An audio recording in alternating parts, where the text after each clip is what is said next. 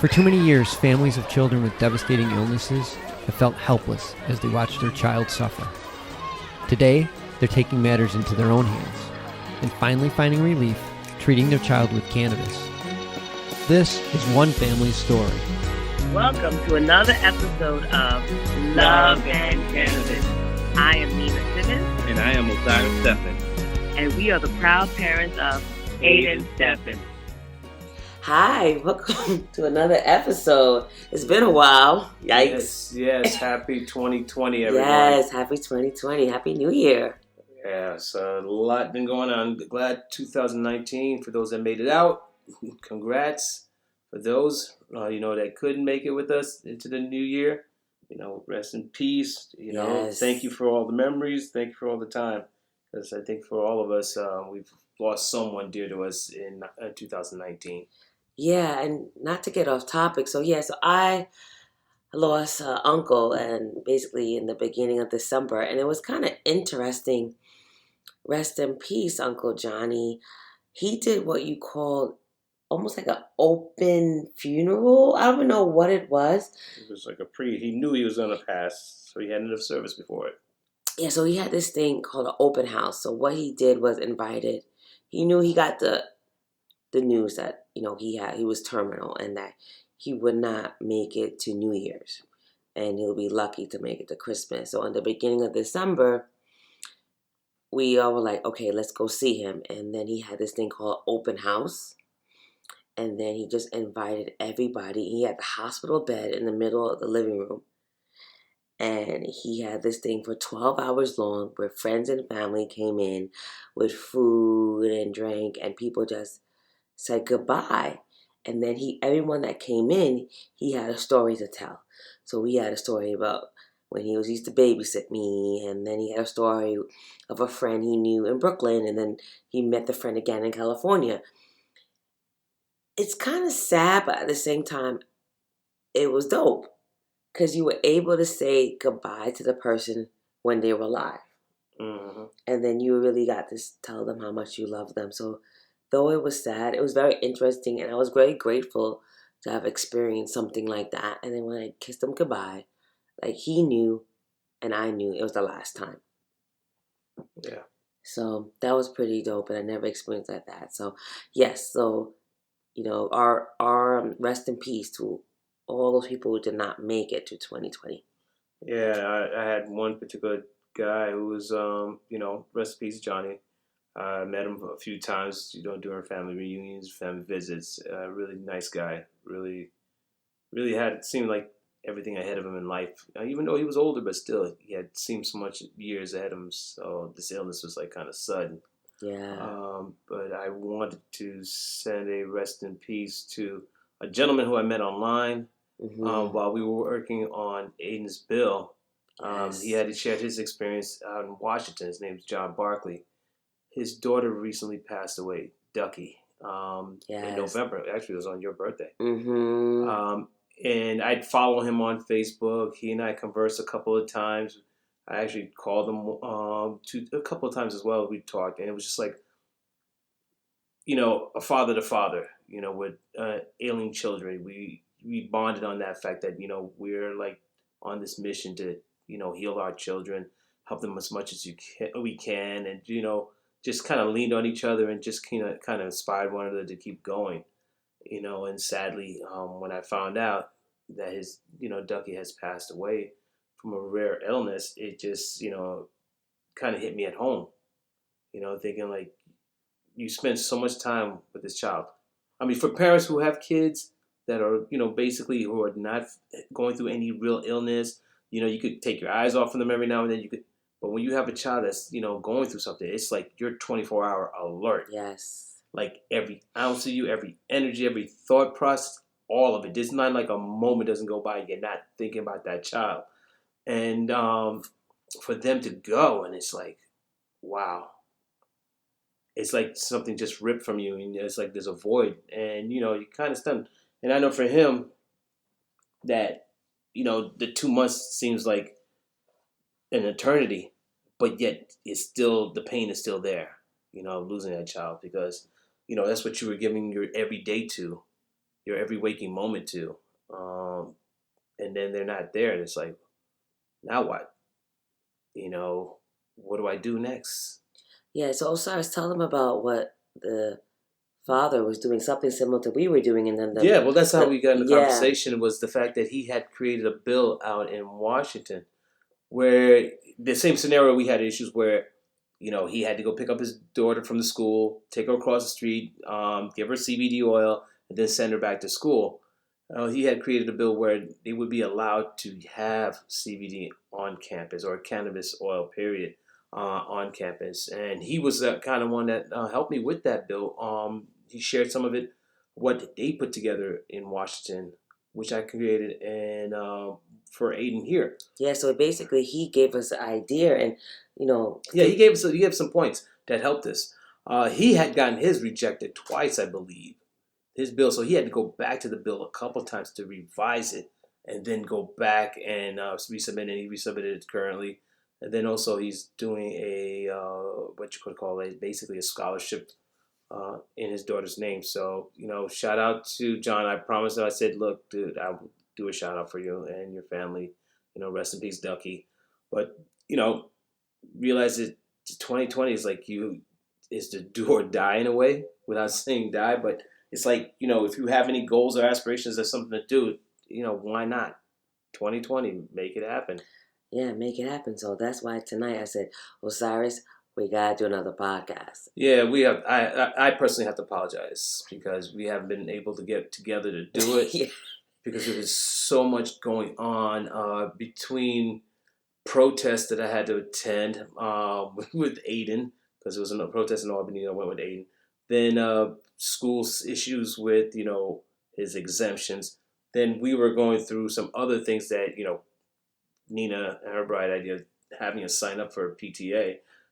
So that's taking our time too as well. And then, the usual stuff during life. Just life is fatigue. And, when you get into a routine of something, then you do it. I think we kind of got out of the routine of doing the podcast too. Yeah, because there was so much going on. By the time you get home, you're like wiped. And dealing with Aiden and this Common Core thing, just working with him academically, that's exhausting, because while you're working with him, I gotta take up all the other things that are going on around the house that has to be maintained. So it's just like there's no rest. Yeah, there's no sitting down. No one person is just sitting around doing nothing. It's a lot. It's a lot. And like you were saying, so we try to do a lot of academic work with Aiden at home, and it's not just doing homework. It's a lot of other things in addition to the homework. So sometimes by 8:30 and it's time for podcast, and we're just wiped. Yeah, you'd be lucky just to look at each other. Like sometimes we sit in front of a TV set and just out cold before you know it's 2 o'clock in the morning. Like, where did the time go? It was just 9 o'clock, 10 o'clock. You're gone. But we're gonna be back, and we're gonna continue it because I feel that it's helped us a lot too in communications. Also, we've been getting a lot of positive feedback for those who get a chance to listen to us, and they're saying, keep up the good work. You guys are, really helping us. It's giving us insightful. It's funny. Whatever effects that it has on people, they are enjoying listening, and so we will continue. There's going to be some serious topics that we're going to get into because it's life. Life can be serious sometimes. Very, very, very serious. Oh yeah, that's right. I realized why we were house hunting for a while too, so that kind of like took over us as well. I think we saw over like 60 somewhat homes in a matter of 2.5 months. 3 months. Hold on, because we started in the end of August, so September, October, November. Yeah, so you figure about almost 10 homes a month, and these are on the weekends, mind you. So we were seeing like 3 to 4 houses a pop every weekend. And that's not including holidays. And then you went away to see Uncle. So there were some times, and there were moments where I had to go see homes on my own. Yeah. So just to people who are listening who are not from New York. So we're in New York. We live in Harlem, and we were predominantly looking at homes in Long Island. Yeah, predominantly Long Island. It's just a suburb outside New York City. So we saw it all. And I thought I knew Long Island because I lived there for quite some time, went to school there. Graduated from Nassau Community College, graduated from Hofstra, and also lived there for like about 15 years of my life after college. So I thought I knew Long Island, but not until we started home searching there. I realized, like, wow, there's some parts of Long Island I did not know that existed.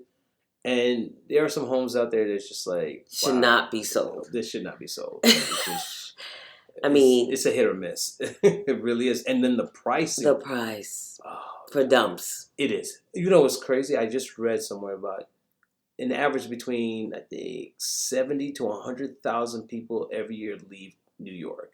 Or is that monthly? Either way, it's a crazy number. People are leaving New York, but then they're not stating, well, how many are coming into New York? Because it doesn't seem like it's going down. No, it doesn't seem like... And the rents are going up. And it seems like it's still crowded, so it must be kind of equal, the amount coming in and coming out. Yeah. It seems that way anyway. I don't know the stats on that, but... I got to do the research on that because it's costly too, because people from the city are moving into Long Island and other areas, and they're buying the homes at what they're asking for.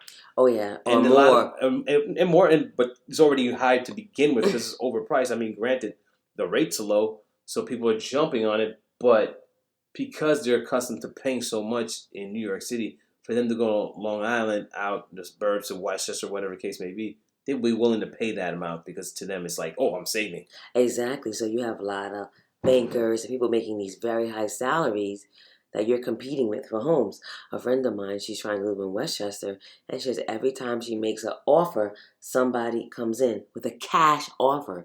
You're talking about a cash offer for like $700K. It sounds like an investor, but somebody who's... Oh, yeah, it probably is. But like that, people... But still, somebody's paying for it. Somebody's paying for it. Cash. So what's going to happen next? I mean, to a certain point, do you move out of the state and then travel in? So your commute's going to be, what, anywhere between an hour and a half to 2 hours? Or do you live out of... do you live in the city for a couple of days out of the week and then move out of state? So you have two homes. People can't afford that because the city, you're paying about $3K a month for a 2-bedroom. How can you afford that and a mortgage out somewhere else? Yeah, I'm just trying to figure out an answer because it is outrageous. I mean, both our incomes together still, it's just like, what? And if we were anywhere else, we'd be able to live comfortably. Yeah. And have money in the bank and the cars. But here it's like you're just scrapping just to keep it together. Exactly. So then, when it comes to searching for a home with a couple, like say me and you, it's signed also within that we have our differences. Definitely. I have my taste, you have yours. He has his taste, I have my taste. So yeah, it's become very difficult. Yeah, if you're looking for a home, yeah, you got to get on the same page with that, because especially if you have two different styles, two different interests, needs, wants, desires, you got to figure out, do you have wants or do you have needs? Which ones are most important to you? And collectively come together like, okay, let's narrow it down, because for you want a Cape Cod. I'm okay with a colonial.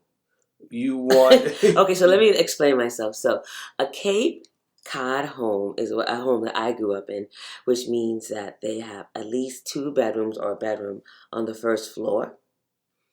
And then they have a upstairs area, which typically is either unfinished attic or 2 bedrooms on top. Yeah.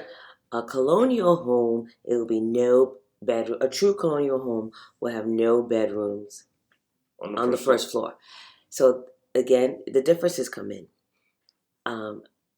I work with elderly, and I've seen elderly people not able to go to their bedrooms because they have stairs to enter their bedrooms. So now they have to move out their homes because it's very hard to access their bedrooms. I got healthy needs. Osiris doesn't see that. I don't. I have healthy needs, so I go up and down. And I look at it this way. That's exercise for me. To go up and down the stairs, I mean, we currently live in a floor walk up. One flight, I don't think is going to kill me. Okay, so I'm looking at the future.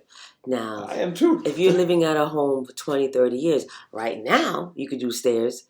But God, like, I work in a hospital, so basically I see the worst of life, okay? I see accidents, I see strokes, I see heart attacks, I see day-to-day things that could just happen, and your life can change. So just because you can do stairs now doesn't mean you can do stairs tomorrow. I'm riding on the fact that I'll be taking those stairs. So this is the thing. You have two people that think very differently. I don't know if you want to say I think of the worst and he thinks of the best, or I'm just a realist. But I do not want to live in a home where I have to go upstairs every day to reach my bedroom. I just don't. I think we're just going to have two separate rooms. You and I are going to have to live in two separate rooms. But that's fine as long as they're on the first floor. I'm fine if it's mine on the second. So that's another thing. A lot of the homes that he liked were that all the bedrooms were upstairs. Osiris has an elderly mom. She cannot do stairs. How could she stay with us? Well, pull out couch, a sofa bed. There's solutions for everything, you know. And knowing my mother, she's not gonna stay. She'll come and visit, hang out for a while, but then she's like, "All right, I want to go home." She's not the type to like want to stay at your house all the time. She wants to feel comfortable in her own bed. That's how she is. She wants to be in her own bed. She likes her own clothing, her own food, things like that. I got it. So I think, this is where difference is when you're married and you have to make a huge decision. A lot of factors that come into play, like how you grew up, what examples you had. Say I lived in a Cape Cod, so I guess that's all I know. I never lived in a colonial, even though my bedroom was on the second floor and I had to do stairs. Yeah. But knowing that there's rooms on the first floor is a comfort. Well, look, for me, I've lived in an apartment building all my life, so I can give or take. I've lived in a 1-bedroom and just lived in a 3-bedroom. So for me, I'm flexible in that, but at the same time, it has to be move-in ready because I've come here we go with that. No, it's not a here we go with that. No, it's the truth. We can talk about it. That's fine. But that's what it is.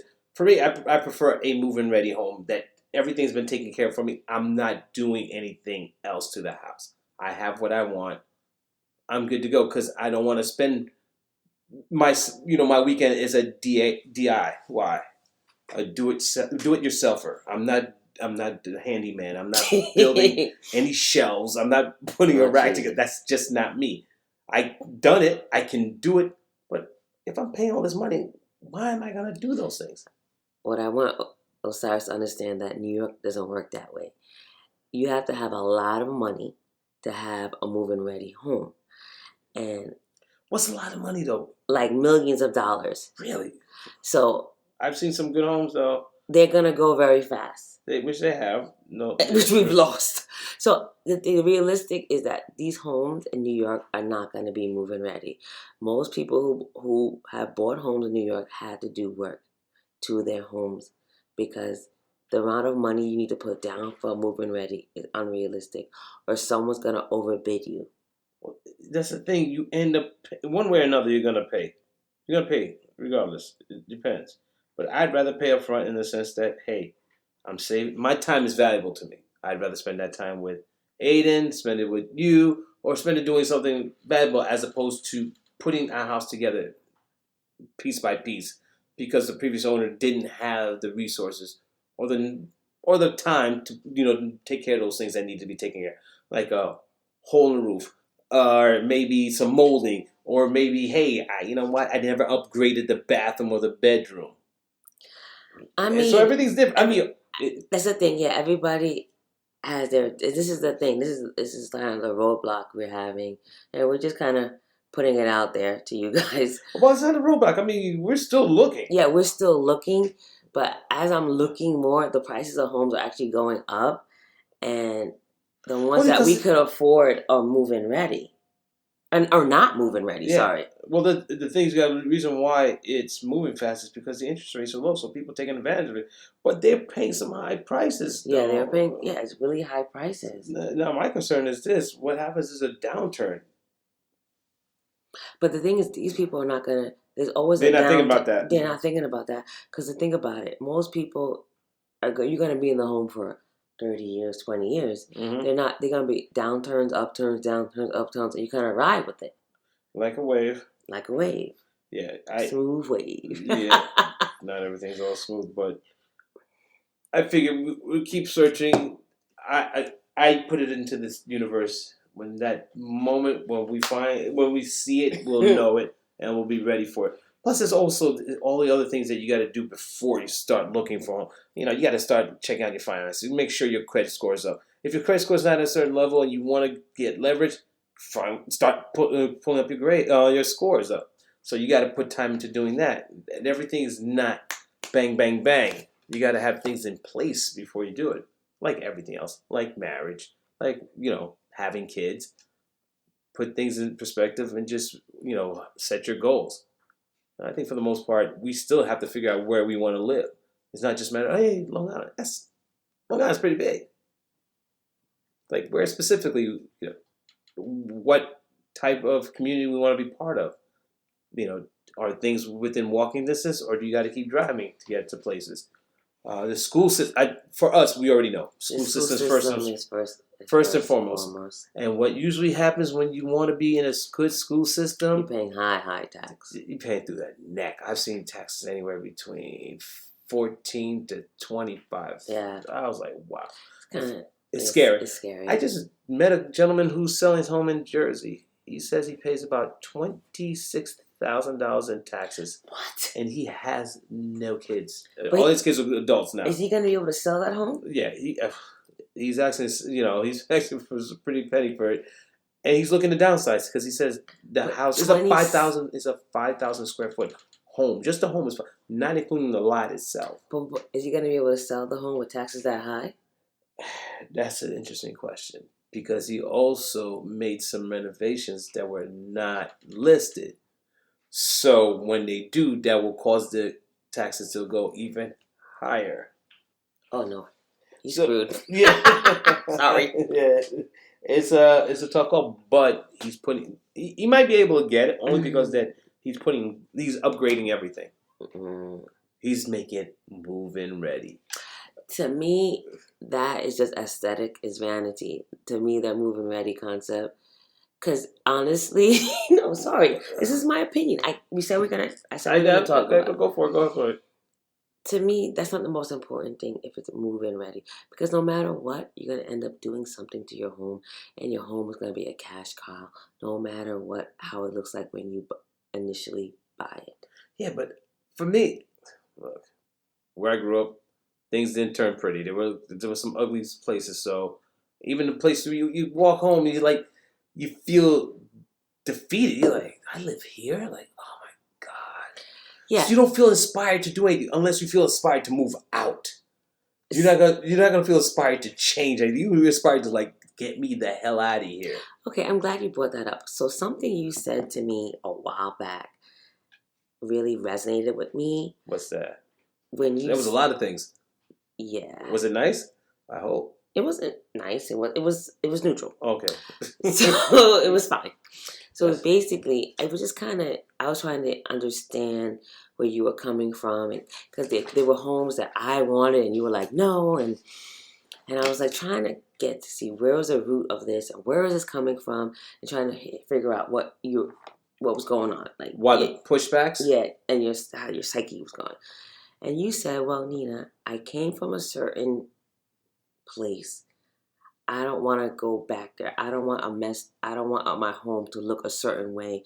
I want my home to be. You didn't say it. I can't remember your verbatim, but it was something towards the lines like, I want a nice place. I don't want to live in a messed up place. Yeah, it looks a certain way. Yeah, exactly. I mean, granted. I don't know if I miss. I didn't. No. You're right. Because where I grew up, it was nice in the beginning when we were young kids, but I barely remembered. But as I got older, late teens, it started deteriorating. Mm-hmm. It started falling apart, because it was an apartment complex, so the landlord didn't invest. So then you started seeing demographics started to change. All these started to change. So now you got some empty apartments, broken window, drugs, the whole 9 yards. So I watched the deterioration. I said, if I ever get an opportunity to get my own place, I make sure it's a nice area. I make sure I got grass or I got, something to look forward to come home to that I say, this is my home. This clean. It's just perfect the way I would envision a home to have a peace of mind. Where you're not looking over your shoulder. You're not looking at some broken glass. You're not looking at some abandoned cars or strange people hanging out. You're like, I'm uncomfortable.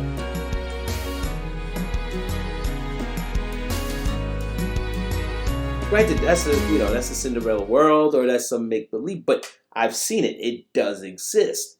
But why would I want to move away to only end up in a place that I don't want to be?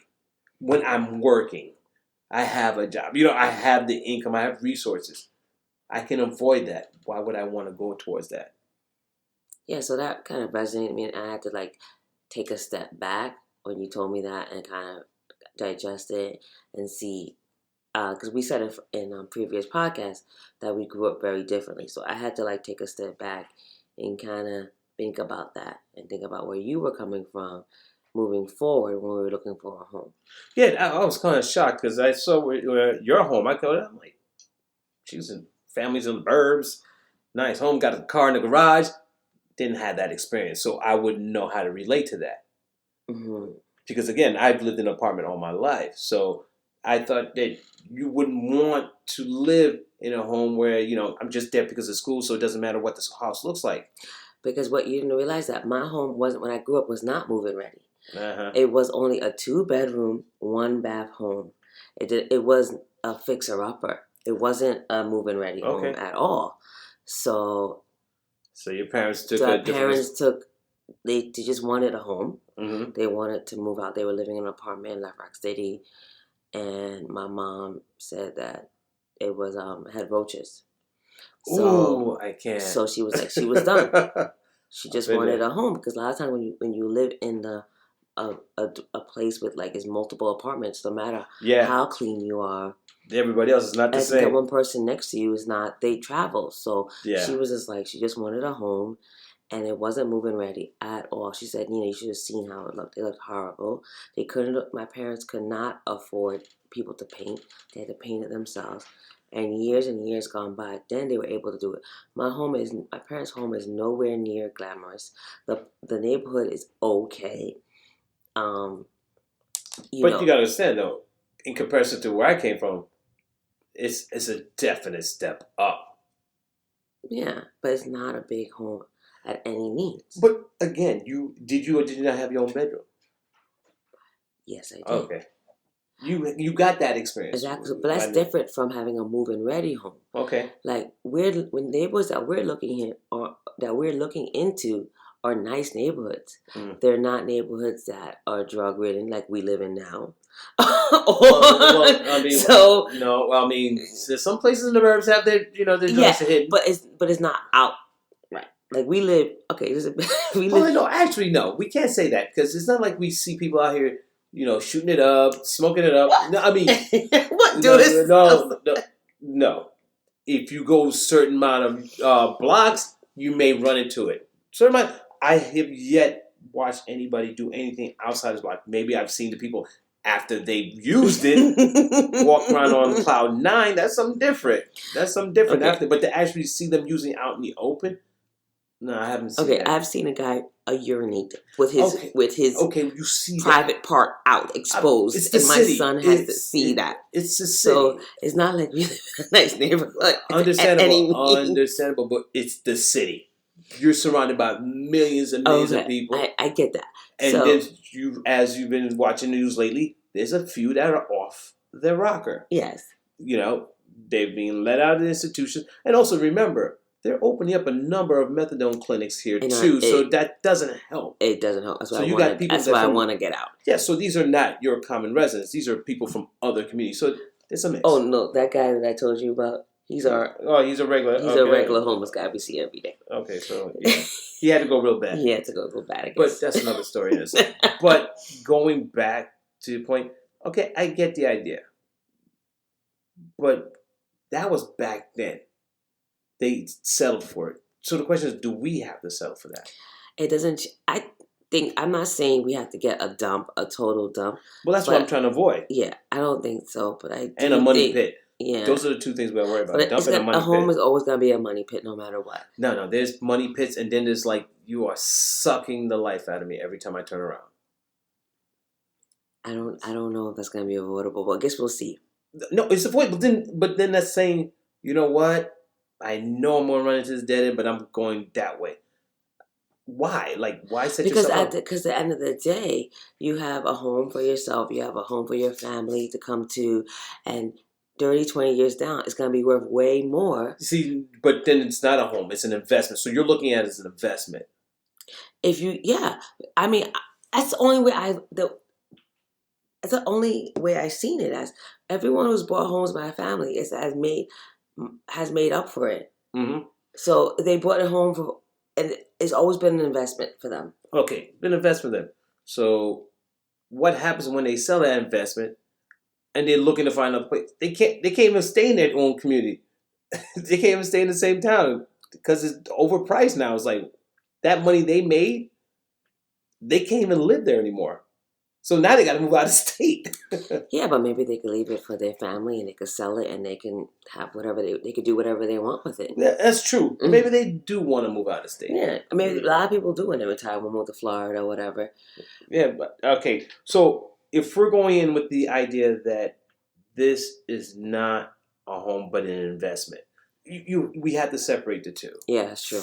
We have to go in with the idea, okay, this is a business decision.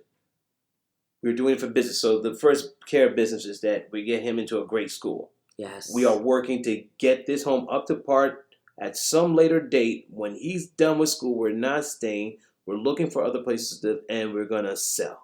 Yeah. So don't get comfortable, basically. Yeah, I think the way I was talking to my brother the other day, we were talking about how a family member is buying a home in South Carolina.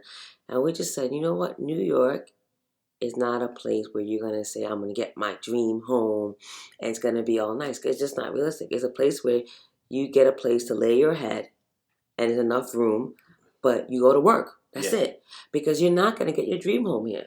They have jobs. They have work for you. You'll find work in the tri-state area. Don't get me wrong. But it's not a place where you're going to I'm going to build my dream home. No. It's ridiculous. Too expensive. The reality is it's a storage room. It's a storage room. You have a place to lay your head, go to work. That's it. And do it all over again. Basically, that's it. That's the reality of New York real estate. If you're not rich, wealthy. Yeah, it doesn't count. You gotta be definitely well off, or inherited some building or home, and you don't have to pay anything. Because my uncle was showing us pictures of his home. He's gonna buy in South Carolina for like $67,000 because he already has the land. Mm-hmm. And I was like, there's no way we can get anything even with our down payment of $100,000 plus, our two incomes of over $100,000 plus, it's still not enough. Well, not in New York. South Carolina. And down South Carolina. Carolina, we could have paid that off already and bought land on top. Exactly. But, however, the job situation is not the same. Yeah, it's definitely not. The lifestyle. The social services are not the same. What social services? We don't use social services. Yes, we do. For example, Aiden gets free lunch, free breakfast, free after school, free door-to-door busing. Yeah. If he was in the South, we'd be finding a way to drive him to school.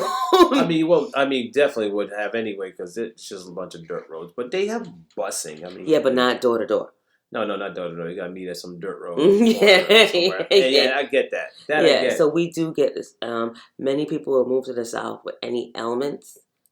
They said that the healthcare, the system is not the same. The promptness.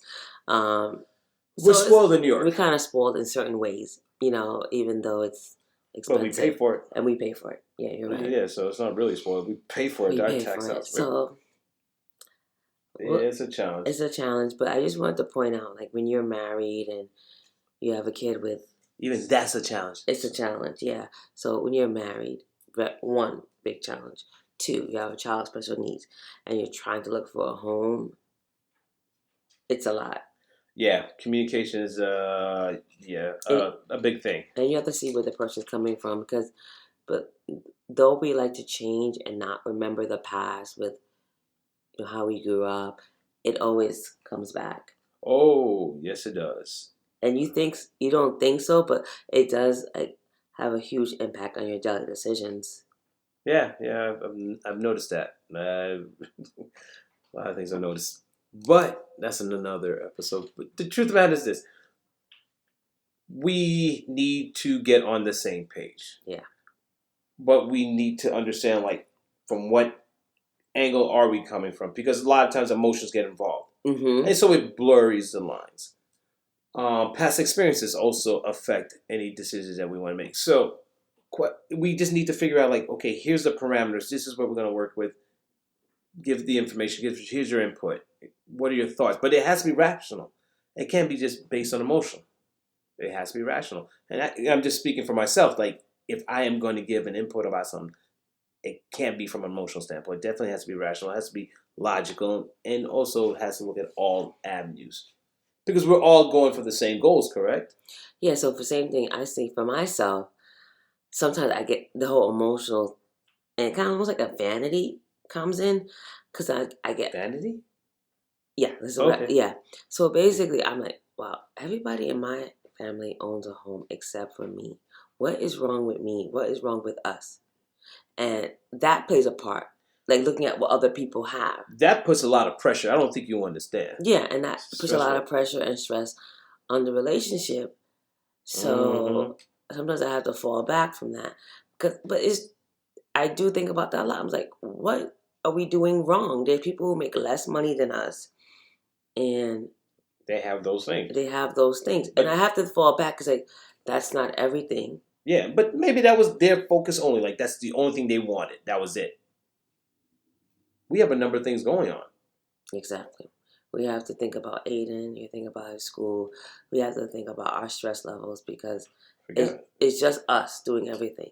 You know? Yeah, you got to look at the other aspect too, our commute. And plus, we have doctors specifically working with Aiden that have been a benefit to him here. Mm-hmm. So that changes. Now, we have to take all these things into consideration. So that makes it really stressful. And I think that also holds us up from making any further decisions. Exactly. So right now we do, in a positive, we have a sweet deal.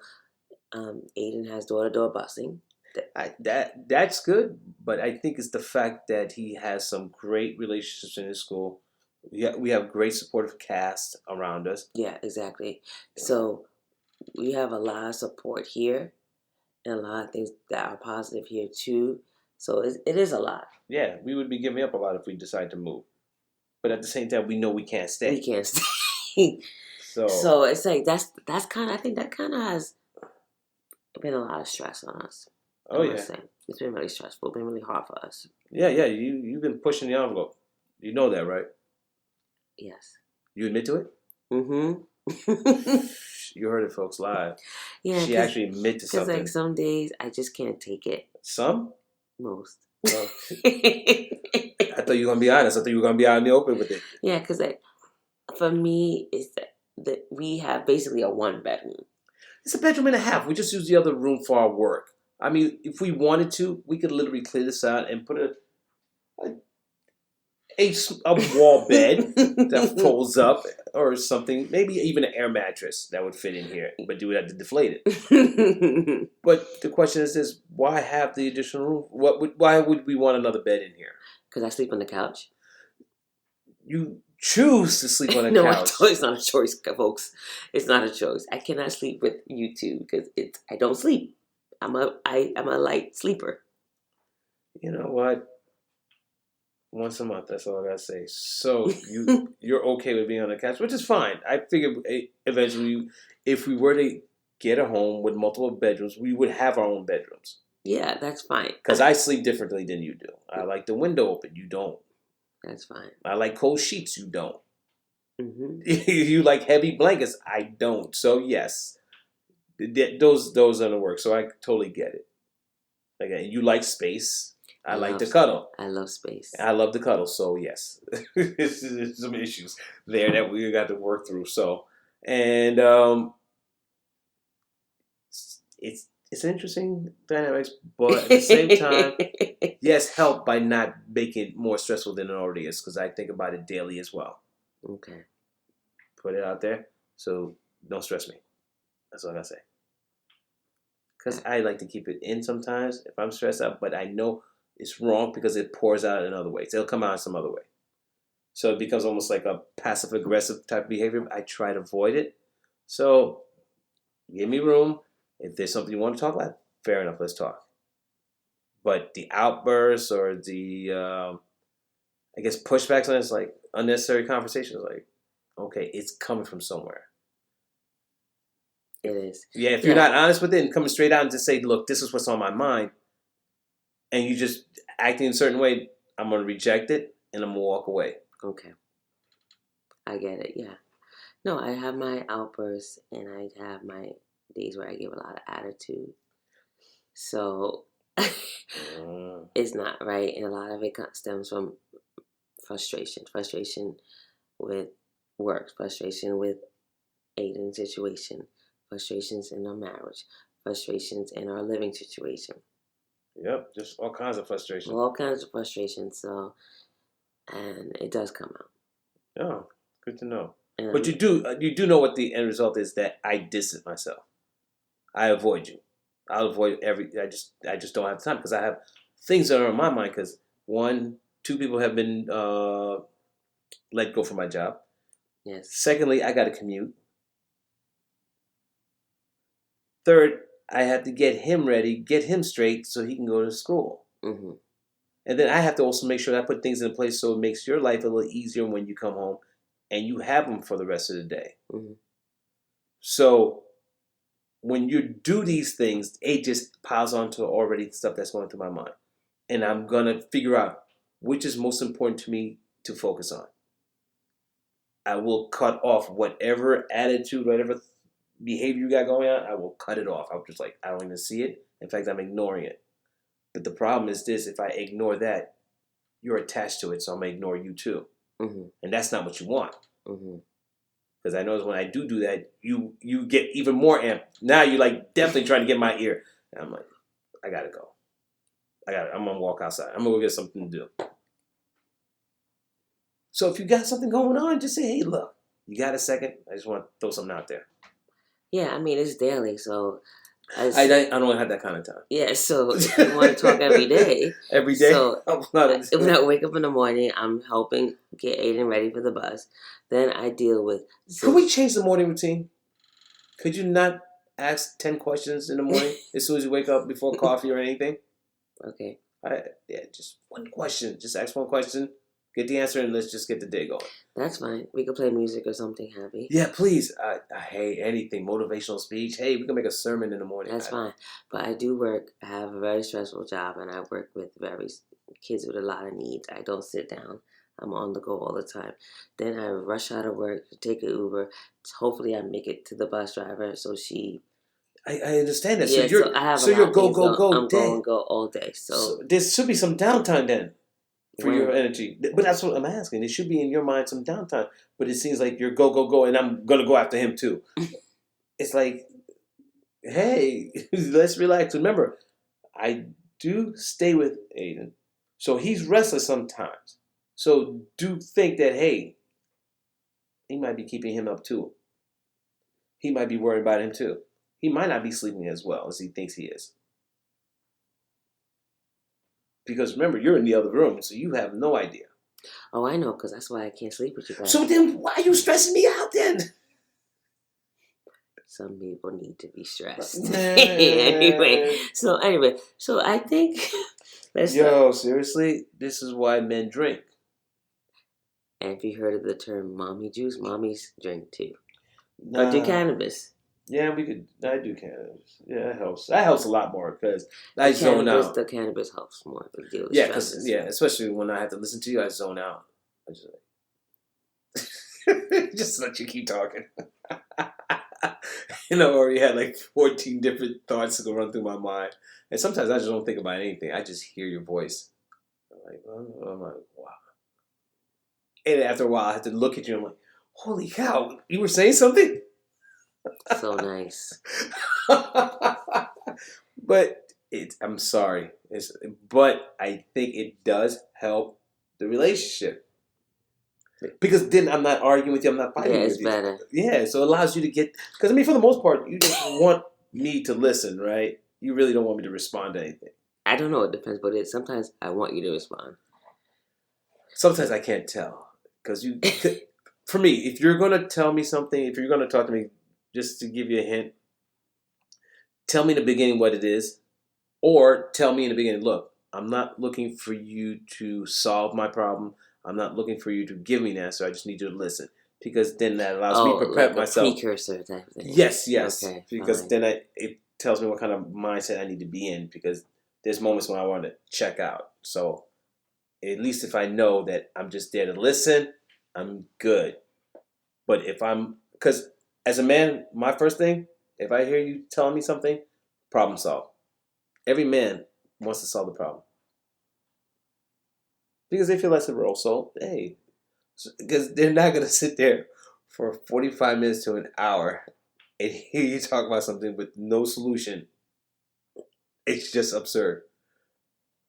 We feel that it has to be resolved, but we also understand women just want to talk about something, talk it out, and let you come up with your own solution.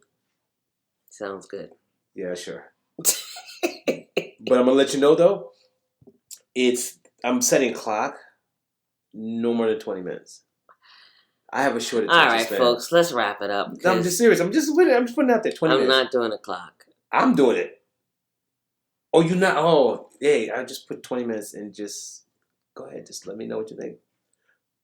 It's not fair. You see what I'm dealing with, folks? You see what I'm dealing with. No, seriously, as a man, it's not fair for a man to sit there for a whole hour. I never talk to him for more than 15 minutes, guys. It may feel like an hour to him, but I never will I don't talk to anyone that long about one topic, so.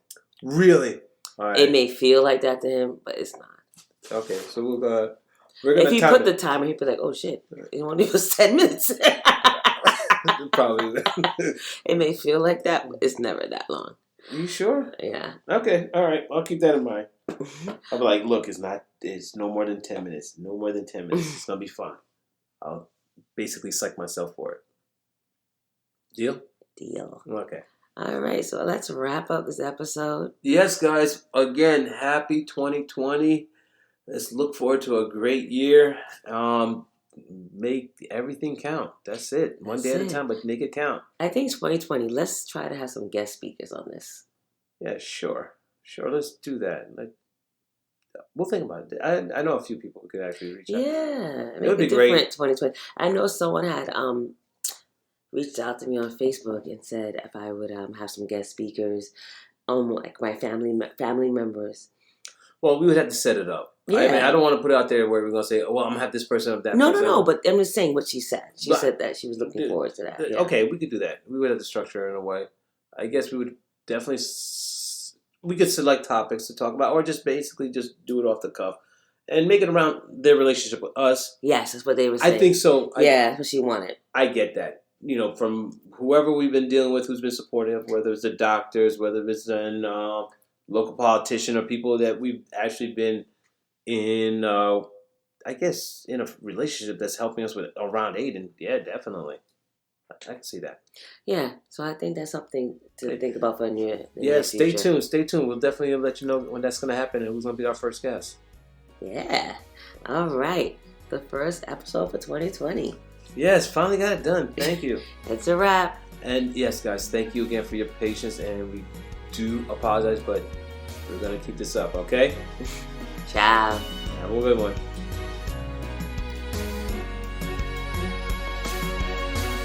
Thanks for tuning in another episode of Love and Cannabis. I'm Osiris Stephenand. And I'm Nina Simmons. Be strong and stay empowered.